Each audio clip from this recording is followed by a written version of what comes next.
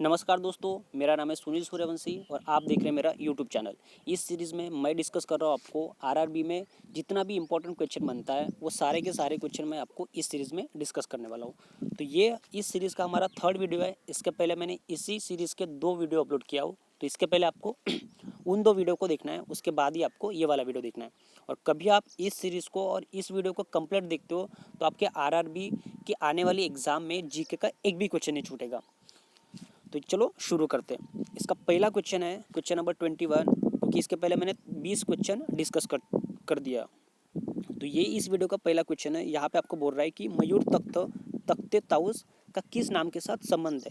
इसके 4 ऑप्शन दिए आपको। फर्स्ट ऑप्शन दिया आपका शाह आलम, सेकंड ऑप्शन दिया आपका शाहजहाँ, थर्ड ऑप्शन दिया आपका शाहनवाज और फोर्थ ऑप्शन दिया आपका जहांगीर।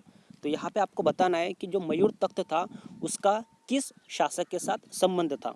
तो इसका सही आंसर हो जाएगा आपका option number B, Shahjahan. Shahjahan के साथ मयूर तख्त का संबंध था। आई होप आपको क्वेश्चन समझ आ गया होगा।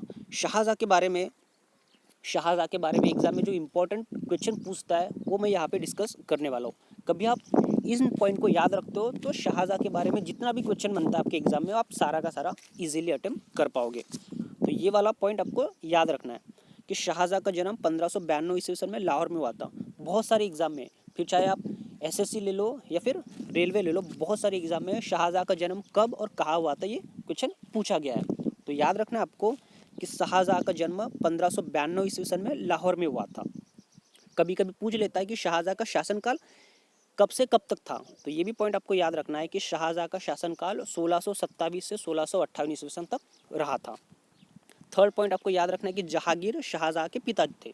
शाहजहाँ के पिताजी थे जहांगीर।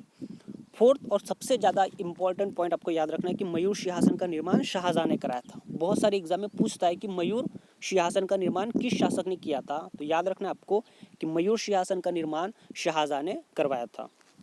शाहजहाँ ने हिजरी संवत की भी शुरुआत करवाई थी। तो ये भी पॉइंट आपके लिए थोड़ा सा एमपी हो जाता है कि हिजरी संवत की शुरुआत किसने किया था। तो याद रखना है आपको शाहजहाँ ने हिजरी संवत की शुरुआत किया था। और ये आपको याद रखना है कि शाहजहाँ का मूल नाम खुर्रम था और उनका वास्तविक नाम शिहाबुद्दीन मोहम्मद शाह था। कभी कभी शाहजहाँ का वास्तविक नाम पूछ लेता है आपको, तो आपको याद रखना है शिहाबुद्दीन मोहम्मद शाह शाहजहाँ का वास्तविक नाम था और उनका मूल नाम, ओरिजिनल नाम था खुर्रम। तो ये सारे के सारे पॉइंट आपको याद रख लेना है, रट्टा मार लेना है, क्योंकि बहुत सारे एग्जाम में यहाँ से क्वेश्चन पूछता है। आई होप आपको वीडियो पसंद आ रहा है।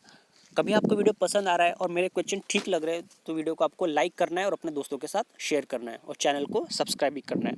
मूव करते नेक्स्ट क्वेश्चन की तरफ। Question number 22। क्वेश्चन नंबर 22 आपको बोल रहा है कि कुतुबुद्दीन गुलाम राजवंश का संस्थापक था, वह किसका गुलाम था। गुलाम राजवंश का संस्थापक कुतुबुद्दीन ऐबक था, बट वो बोल रहा है कि वह किसका गुलाम था। तो कुतुबुद्दीन ऐबक गुलाम था किसका। पहला ऑप्शन दिया आपका मोहम्मद गोरी, सेकंड ऑप्शन दिया आपका महमूद गजनवी, थर्ड ऑप्शन दिया आपका इल्तुतमिश और फोर्थ ऑप्शन दिया आपका बलबन। तो आपको बताना है कि जो राजवंश का जो गुलाम राजवंश का जो संस्थापक था कुतुबुद्दीन ऐबक, वह किसका गुलाम था। तो इसका सही आंसर हो जाएगा आपका option number A, Mohammad Ghori. Mohammad Ghori का गुलाम था कुतुबुद्दीन ऐबक। आई होप आपको क्वेश्चन समझ आ गया होगा। अच्छा, यहाँ से आपको मोहम्मद गोरी के बारे में 3 आईएमपी पॉइंट याद रखना है जो आपके बहुत सारे एग्जाम में बहुत बार पूछा है। फर्स्ट कि तराइन का प्रथम युद्ध कब हुआ था।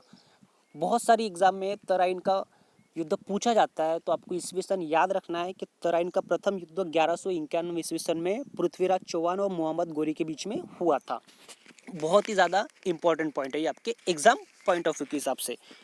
तो तराइन का पहला युद्ध 1191 ईस्वी सन में पृथ्वीराज चौहान और मोहम्मद गोरी के बीच में हुआ था और यहाँ पे पृथ्वीराज चौहान की विजय हुआ था और मोहम्मद गोरी हार गया था। फिर सेकंड तराइन का युद्ध हुआ था।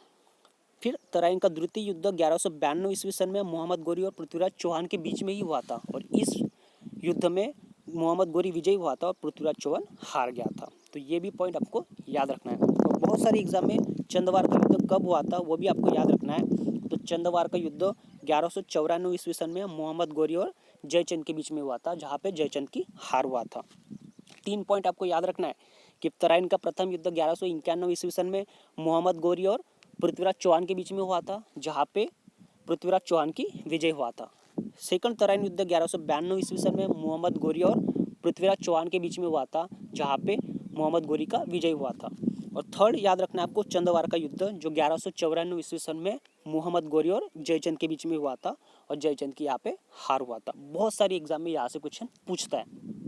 पीछे वीडियो के पीछे आपको बैकग्राउंड में हल्का सा नॉइस सुनाई दे रहा होगा, वो आपका एयर का नॉइस है, उसको आपको अवॉइड करना है। मूव करते नेक्स्ट क्वेश्चन की तरफ। इजी क्वेश्चन है आपका कि निर्गुण भक्ति धारा का संत कवि कौन था। 4 ऑप्शन दिए आपको।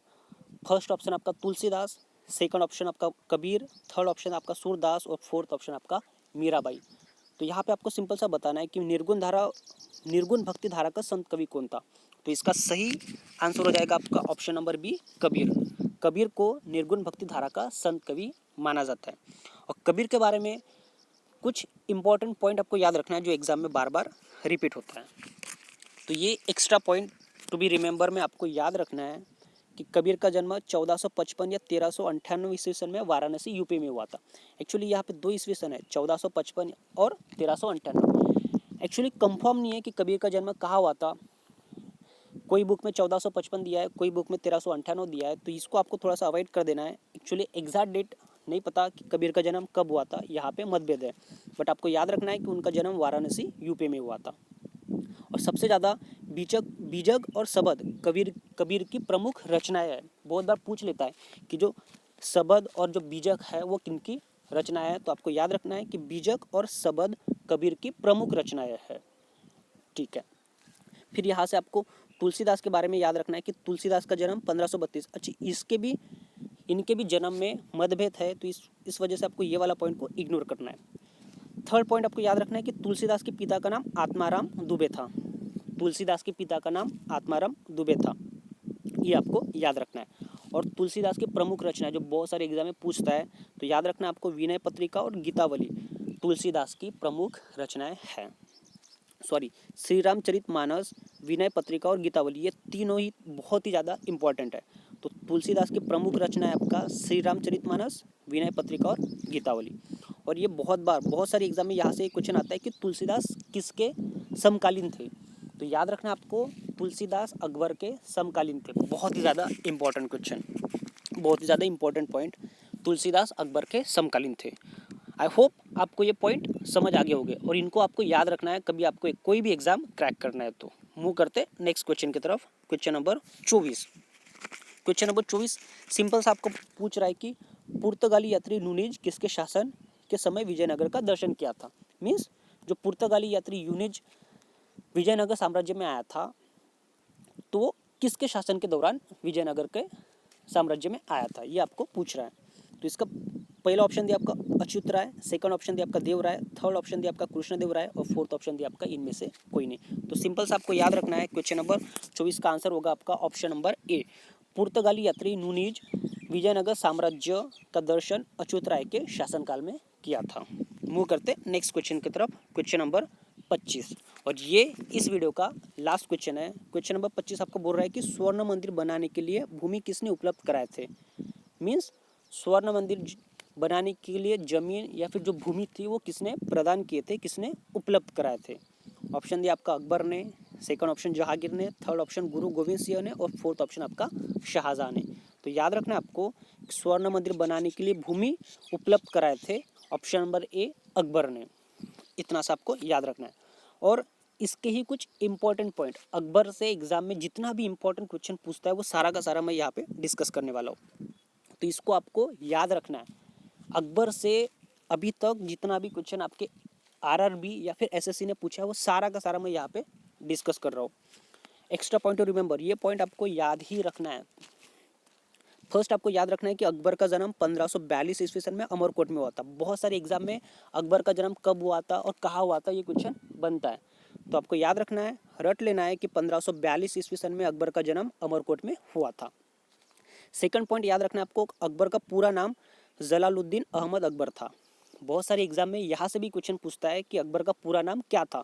तो ये आपको याद रखना है, जलालुद्दीन मुहम्मद अकबर अकबर का पूरा नाम था। अकबर के पिता का नाम हुमायूं और माता का नाम हमीदा बानो बेगम था। ये भी पॉइंट आपको याद रखना है। और सबसे इंपॉर्टेंट अकबर का शासनकाल, तो अब अकबर का शासनकाल 1556 से 1604 ईस्वी सन तक था। ये भी पॉइंट आपको याद रखना है। और ये पॉइंट तो आपको याद ही होगा कि अकबर का राज्याभिषेक 13 वर्ष की उम्र में कलानौर में हुआ था। तो ये भी पॉइंट आपको याद रखना है। अकबर का जन्म 1542 ईस्वी सन में अमरकोट में हुआ था। अकबर का पूरा नाम जलालुद्दीन मुहम्मद अकबर था। अकबर के पिता का नाम हुमायूं और माता के नाम हमीदा बानो बेगम था। उनका शासनकाल 1556 से 1604 ईस्वी सन तक था और 13 वर्ष की उम्र में उनका राज्याभिषेक कलानौर में किया गया था। और ये भी पॉइंट आपको याद रखना है कि अकबर मुगल वंश का तीसरा शासक था। कभी कभी पूछ लेता है कि अकबर मुगल साम्राज्य का किस नंबर का शासक था, तो याद रखना है आपको कि अकबर मुगल वंश का तीसरा शासक था। और ये अकबर ने हिंदुओं पर लगने वाला जजिया कर भी समाप्त कर दिया था। तो याद रखना आपको, वह शासक जिसने हिंदुओं पर जो कर था, जजिया कर, वो समाप्त किया था, तो वो अकबर थे।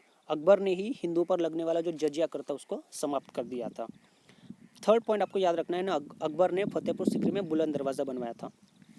किस शासक ने बुलंद दरवाज़ा बनवाया था, ये क्वेश्चन आपको पूछता है, तो आपको याद रखना है कि अकबर ने फतेहपुर सीकरी में बुलंद दरवाज़ा का निर्माण किया था। फिर अकबर की मृत्यु 1605 ईस्वी सन में हो गई थी और इनको अकबर को आगरा के निकट सिकंदरा में दफनाया गया था। तो ये भी पॉइंट आपको याद रखना है। आई होप आपको वीडियो पसंद आ गया होगा और मेरे सारे के सारे क्वेश्चन भी आपको पसंद आ गए होंगे। कभी आपको वीडियो पसंद आ रहा है और वीडियो पसंद आ रहा है तो वीडियो को लाइक करना है और अपने दोस्तों के साथ शेयर करना है और चैनल को सब्सक्राइब भी करना है। तो इसी के साथ हम इस वीडियो को यहाँ पे समाप्त करते हैं। धन्यवाद।